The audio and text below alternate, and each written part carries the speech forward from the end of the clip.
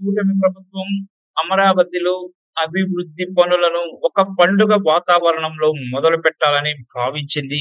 ఇందులో భాగంగా ప్రధాని మోదీని రెండోసారి రాజధానికి ఆహ్వానించి ఆయన చేతుల మీదుగా పనులకు శ్రీకారం చుట్టి అభివృద్ధిపై నమ్మకం ఏర్పరిచేందుకు సీఎం చంద్రబాబు నాయుడు తన శక్తియుక్తుల్ని ప్రయోగిస్తున్నారు.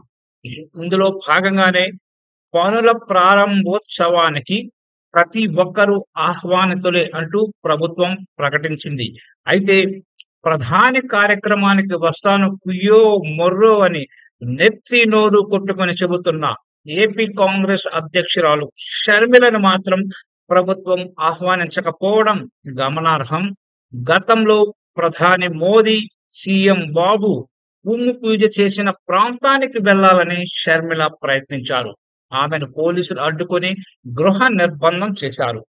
10 ఏళ్ల క్రితం మట్టి తెచ్చి మన నోట్లో కొట్టారని, మన ఆశల మీద నీళ్లు చల్లి వెళ్లారని ఆమె ఆరోపించారు. ఇప్పుడు రాజధాని పునః శంకుస్థాపనకు వస్తున్న మోదీకి ఇదే అమరావతి ఆ మట్టిని బహుమతిగా పంపిస్తున్నామని షర్మిల తెలిపారు.